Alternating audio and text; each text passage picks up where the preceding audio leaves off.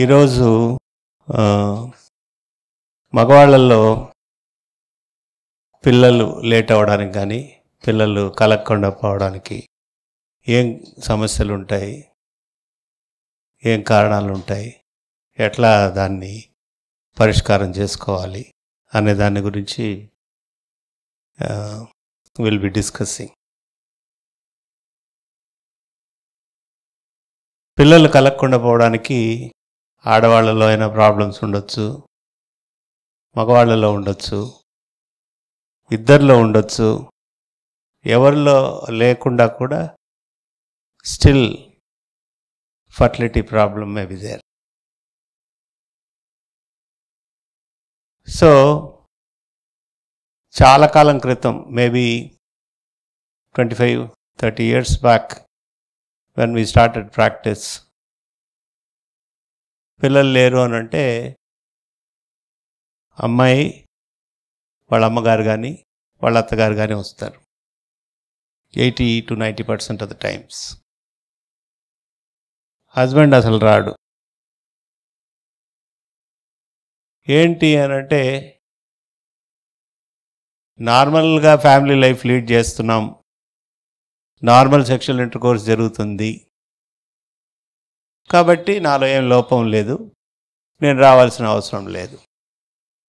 నువ్వు పోయి చూపించుకున్న తర్వాత ఏదైనా ప్రాబ్లం ఉంటే అప్పుడు ప్రాబ్లం లేదు నీకంటే అప్పుడు వచ్చి చూపించుకుంటానులే.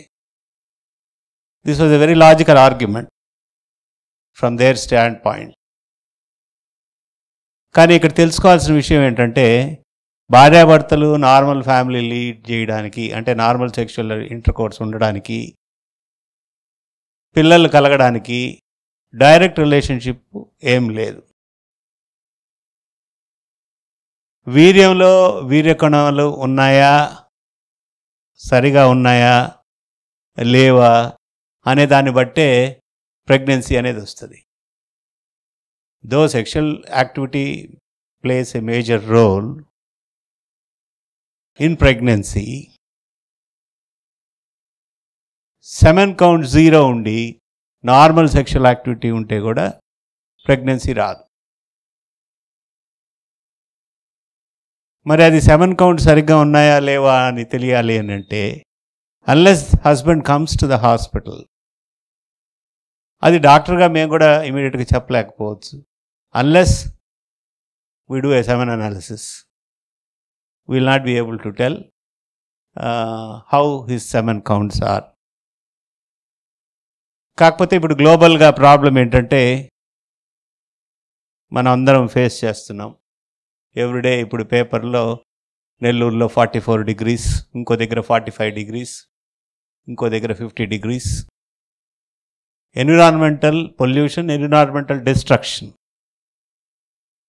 భస్మాసురహస్తము అనే ఒక స్టోరీ మీకు తెలిసి ఉంటుంది. I need not go in. నెత్తిన పెట్టుకొని వాడు నాశనం అయిపోతాడు. అట్లా human being is trying his best to destroy himself. నాకేం కాదులే, ఈ చెట్లు కొట్టేస్తే నేను అమ్ముకుంటాను, నాకు డబ్బులు వస్తుంది. కానీ రేపు నెక్స్ట్ జనరేషన్ మన పిల్లలు 50-60 degrees చచ్చిపోతారనేది he doesn't have the knowledge. Knowledge ఉంటే కూడా it doesn't come up to his understanding. So everything gradually, environmental resources, గాలి కానీ, వాటర్ కానీ, సాయిల్ కానీ, by various means we are destroying. దాని కాన్సిక్వెన్సెస్లో ఇన్ఫర్టిలిటీ ఒకటి. Globally semen counts are going down. There is lot of hue and cry. ప్రపంచం అంతా మగవాళ్ళలో semen counts తగ్గిపోతున్నాయని. అది కొందరు కరెక్ట్ అని, కొందరు కాదని. బట్ డెఫినెట్గా తగ్గడం అయితే మాత్రం కొంతవరకు నిజం. ఎందుకంటే quality of food is highly adulterated. Then other conditions regarding environment are polluted. And we are expose to lot of radiations. maybe cell towers. ఇంకా there is a lot of controversy regarding the usage of cell phone and its effect on health. Far and against una, there is a lot of documentation that cell phone radiation causes major problems, especially in pregnant mothers, maybe in semen counts also, because మన జోబులో అన్న పెట్టుకుంటాం, లేకపోతే pant దీంట్లో అన్న మనం పెట్టుకుంటాం. So అందువల్ల వన్ బై వన్ మనకు తెలియని శత్రువులు, over which we don't have any control. Environmental destruction జరుగుతూ ఉంది, దానికి మనం ఏం చేయగలం? Will not be able to change. So there are many factors beyond our control. At the same time, some factors are there under our control. మనం చేయగలిగిన విషయాలు ఉన్నాయి. సో దాంట్లో భాగంగానే మగవాళ్ళల్లో లోపాలకి కారణాలు తీసుకున్నప్పుడు బ్రాడ్గా there are 4 reasons. ఫిజికల్ అంటే శరీరంలో లోపాలు, సైకలాజికల్ అంటే మానసికం కానీ something related to our mind, social society how it reacts to infertility, and the forgotten sexual dimensions of infertility. So దీనిలో వన్ బై వన్ చూద్దాం. What are the problems? Physical problems అన్నప్పుడు male reproductive system ఎట్లా work చేస్తుంది అని చూసినప్పుడు, స్త్రీలలో అండాశయం నుంచి ఎట్లా విడుదలవుతుందో, మగవాళ్ళలో the important organ for reproduction is testis. ఇట్లా 2 ఉంటాయి. అవి స్క్రోటంలో ఉంటాయి. దాని ఫంక్షన్ ఏంటంటే 2 పనులు చేస్తుంది. ఒకటి వచ్చేసి రీప్రొడక్టివ్ ఫంక్షన్, పిల్లల్ని పుట్టించే దానికోసం. పిల్లలు ఎలా పుడతారు, వీరకణాలు ఎలా తయారవుతాయి అని అంటే, సెమినిఫరస్ ట్యూబ్యూల్స్ అని ఈ టెస్టిస్లో ఉంటాయి. దాంట్లో జెర్మినల్ ఎపిథీలియం అని ఉంటుంది. దాంట్లో నుంచి sperms are produced. Other predominant function ఏంటంటే హార్మోన్ ప్రొడక్షన్. టెస్టోస్టిరాన్ అనే హార్మోన్ ప్రొడ్యూస్ అవుతుంది. Testosterone hormone is necessary for sperm production. అంతేకాకుండా లిబిడో, సెక్షువల్ డిజైర్ భగవంతుడు కలిగించింది. ఆ డిజైర్ ఎలా వస్తుందంటే మనకి హార్మోన్ ఉంటుంది కాబట్టి వస్తుంది. మనకి ఇష్టం ఉన్నా లేకపోయినా ఏదో ఒక టైంలో you get a desire because it is hormonally control. అంతేకాకుండా మేల్ క్యారెక్టరిస్టిక్స్ టెస్టోస్టిరాన్ హార్మోన్ వల్ల పిల్లలు ఒక 12 years 13 years అయినప్పుడు, once this hormone is produced by the testis, మీసం వస్తుంది, గడ్డం వస్తుంది, వాయిస్ చేంజ్ అవుతుంది. These are called a secondary sexual characters మెన్లో. దీంట్లో సెమన్ అనేది లిక్విడ్గా కనిపిస్తుంది మనకి. దాంట్లో ఈ సెల్స్ పార్ట్ మాత్రము, వీర్య కణాలు మాత్రమే ఈ టెస్టిస్లో ప్రొడ్యూస్ అవుతుంది.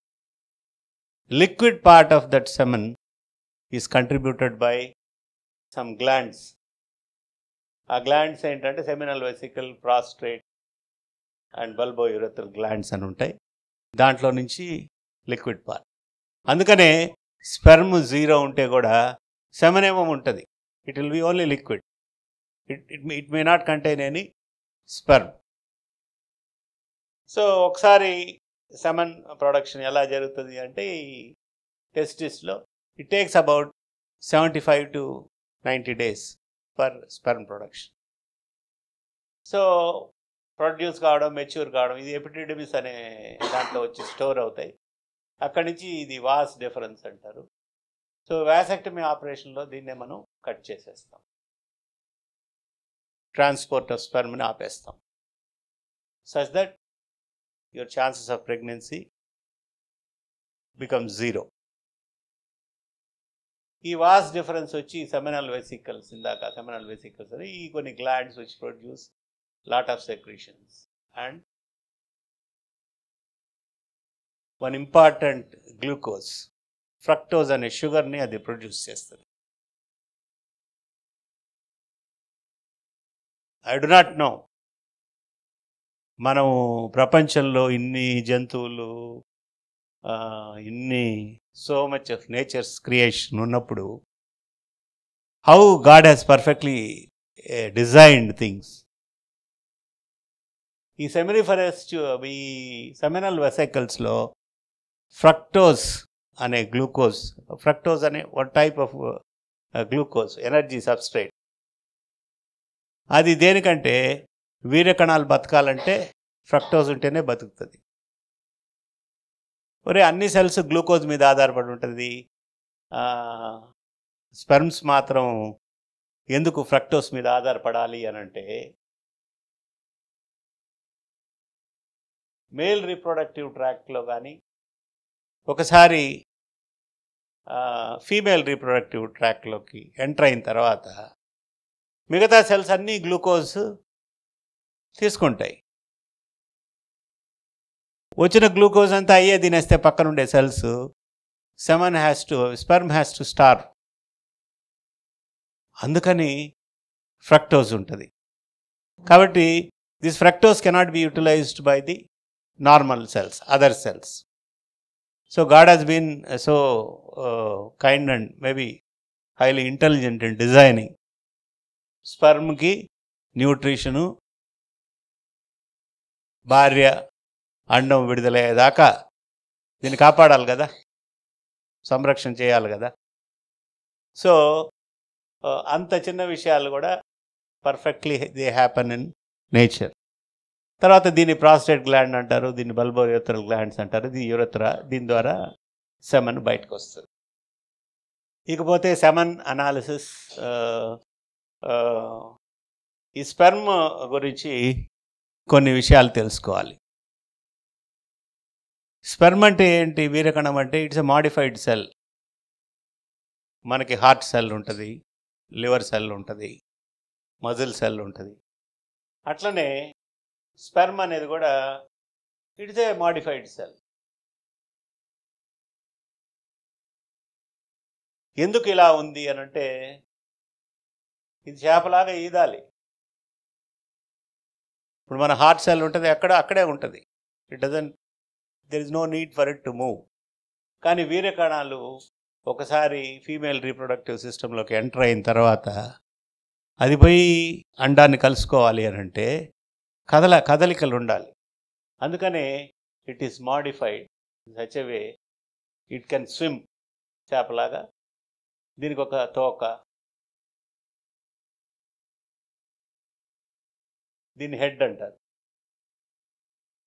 నెక్, ఇది ఎనర్జీ సోర్స్ ఇక్కడ బాడీలో.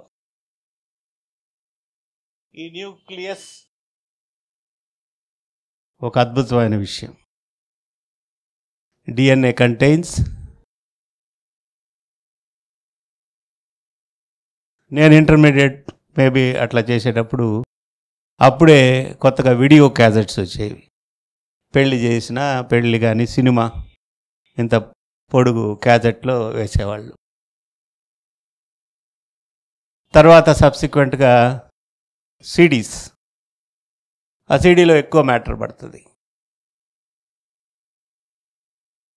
సిడీస్ తర్వాత డివిడీస్, ఇంకా ఎక్కువ మ్యాటర్ పడుతుంది. You cannot imagine. ఇది కంటితో చూడలేం. స్పెర్మ్ అనే దాన్ని మైక్రోస్కోప్ కింద మాత్రమే చూడగలుగుతాం. Millions of years of information is stored.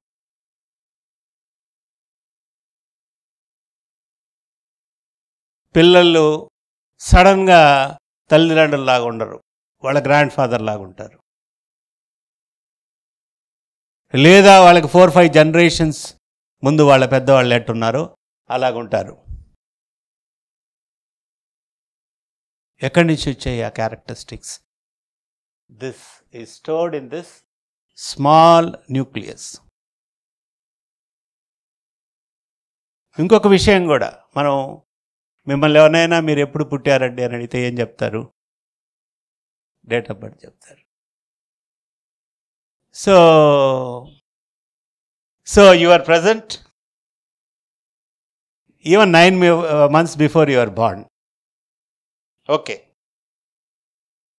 I will say that you are present even millions of years before. తల్లి గర్భంలోకి రాకముందు ఫాదర్ యొక్క టెస్టిస్లో స్పర్మ్గా ఉన్నాం మనం. మదర్ యొక్క బాడీలో ఎగ్గా ఉన్నాం. ఎక్కడి నుంచో రాలేదు కదా.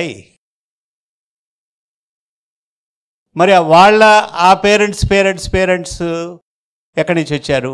ఇట్లా తీసుకున్నప్పుడు we continue to be forever. Maybe that is the reason why there is so much attachment for children. సబ్కాన్షియస్గా మనకు తెలియకుండానే మనం ఎప్పటికీ జీవించి ఉండాలి, మనం ఎప్పటికీ బతికి ఉండాలి. మన పిల్లలు ఉంటే your sperm is continuing it's life. We continue to exist before any millions of years. See, ఈ reproductive material, nuclear material, it is not just coming from the father and mother. It was there from the grandfather. Grandfather has evolved from so many years. అంటే మనం ఎప్పటి నుంచి ఉన్నామంటే ఎప్పటి నుంచో. అందుకనే human being యొక్క ఆకాంక్ష ఎట్లా ఉంటుందంటే we should continue to live. అందుకనే పిల్లలు ఉంటే we continue to live in the form of your sperm and egg. ఏమో మొన్న కూర్చొని ఆలోచిస్తుంటే అనిపించింది నాకు. This I thought I will share with all of you. So much of material. కాకపోతే ఈ ఎన్విరాన్మెంటల్ టాక్సిన్స్, లేకపోతే improper food, improper exercises and negative thought processes, ఇవన్నీ కూడా ఈ స్పెర్మ్ని, ఎగ్ని ఇన్ఫ్లుయెన్స్ చేస్తాయి. సో ఈ విషయం మీరు బాగా తెలుసుకోవాలి. సో ఒక వీర్యకణం అంటే ఇలా ఉంటుంది. సరే, ఒక వీర్యకణం వచ్చిన తర్వాత యూజువల్లీ ప్రెగ్నెన్సీ ఎలా వస్తుంది అంటే ఆఫ్టర్ సెక్షువల్ ఇంటర్కోర్స్ వీర్యకణాలు వెజైనాలకు వస్తాయి. This is called as vagina. యూట్రస్లో నుంచి వస్తుంది. ఈ లోపల ఇక్కడ ఓవరీ అనేది ఎగ్ని రిలీజ్ చేస్తుంది. ఈ ఎగ్ ట్యూబ్లో నుంచి వస్తూ ఉన్నప్పుడు వీర్యకణం ఇట్లా పోయి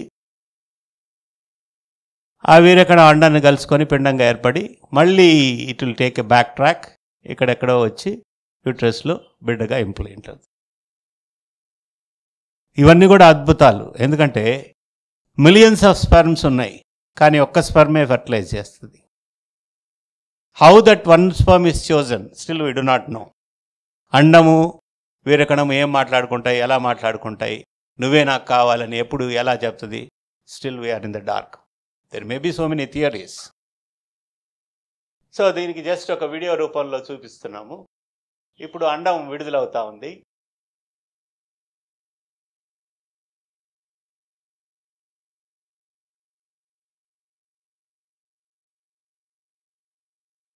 ఇది ట్యూబ్, మన ఫెలోపియన్ ట్యూబ్ అంటామే, ట్యూబ్ లోపల.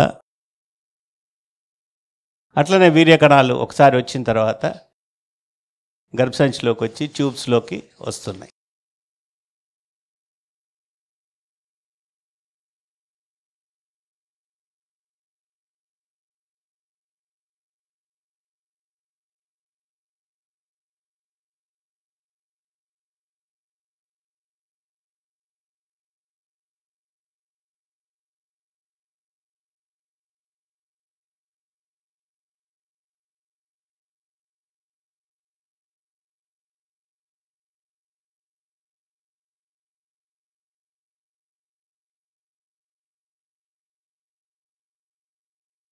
ఒక స్పర్మ్ పెనిట్రేట్ చేసేసింది. ఒకసారి ఒక స్పర్మ్ పెనిట్రేట్ చేసిన తర్వాత ఇంకా it will not allow penetration by other sperms. So sperm tail cut అయిపోతుంది. ఈ డిఎన్ఏ మెటీరియల్ న్యూక్లియస్ ఎగ్తో కలిసి ఈ 2 సెల్స్ కలిసి ఒక సెల్గా తయారై దీన్నే ఎంబ్రియో అంటాం. సో ఈ ఎంబ్రియో ఈ ట్యూబ్లో నుంచి మళ్ళీ గర్భసంచిలోకి వస్తుంది.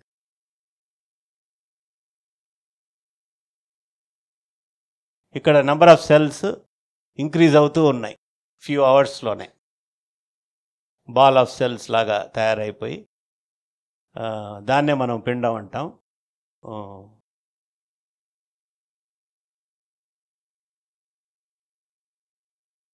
It is implanted in the uterus. అనువైన ప్లేస్ తీసుకుని అగైన్ ఇక్కడ కూడా there is lot of selection. Endometrial embryo cross talk అని ఉంటుంది. తర్వాత ఇంప్లాంట్ అయిపోతుంది. ఇంకా అక్కడి నుంచి 9 months బిడ్డగా తయారవుతుంది.